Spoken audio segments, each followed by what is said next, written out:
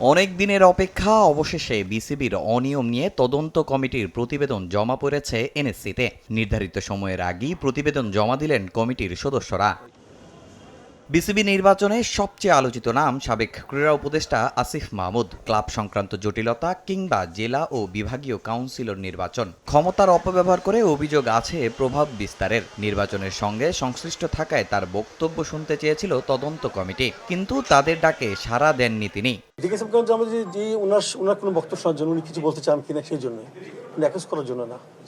আমরা কিন্তু judicial inquiry বসি নাই, ওনাকে সময় দিয়ে ডাকা হয়েছিল, উনি আমাদের কাছে আসেন নাই। সামাজিক যোগাযোগ মাধ্যমে কেন যাননি তার ব্যাখ্যা দিয়েছেন আসিফ মাহমুদ।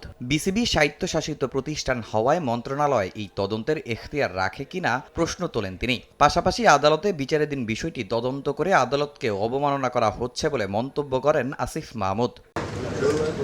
তবে বিসিবির কয়েকজন পরিচালক ও নির্বাচন কমিশনের সদস্যরাও সশরীরে হাজির হননি। লিখিত ব্যাখ্যা দিয়েছেন তারা। সেই তালিকায় আছেন সভাপতি আমিনুল ইসলাম বুলবুল। নিরপেক্ষভাবে চেষ্টা করেছি আমরা, যাদের যাদের সম্পৃক্ততা পেয়েছিলাম তাদেরকে জিজ্ঞাসাবাদ করার জন্য চেষ্টা করেছি। তাদেরকে জিজ্ঞাসা করে যা পেয়েছি আমরা সেভাবে সুন্দরভাবে চেষ্টা করেছি। সংক্ষিপ্তভাবে আমরা কাউকে অভিযুক্ত না করে আমি নিরপেক্ষ যা নির্বাচন সংক্রান্ত যা পেয়েছি সেই সম্বন্ধে রিপোর্ট দিয়ে গেলাম। আমরা এখানে এসে অ্যাকুজ করি নাই, কোনো চার্জ ফ্রেম করি নাই। আমরা কাউকে অভিযুক্ত করে কাউকে তার বিরুদ্ধে আমরা ক্রিমিনাল ট্রায়ালে যেমন 342 মাধ্যমে নিয়ে আসতে হয়, জানতে হয়, আমরা এই প্রসিডিউর যাইনি। কিন্তু ওইভাবে এটা আমাদের সিস্টেম ছিল না।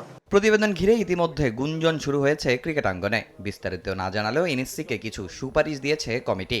আমরা সুপারিশ করেছি কিছু, আপনারা দেখে নিন। সুপারিশ আমরা করেছি ইলেকশন সুন্দর করার জন্য বা বোর্ডের সংক্রান্ত আর কোনো সুপারিশ করা যায় কিনা এই সম্বন্ধে আমরা কিছু গাইডলাইন দেওয়ার চেষ্টা করেছি। ক্রীড়া প্রতিমন্ত্রীর একান্ত সচিবের কাছে প্রতিবেদন হস্তান্তর করেছে তদন্ত কমিটির প্রধান। শিগগিরই এ নিয়ে সিদ্ধান্ত জানাবে এনএসসি।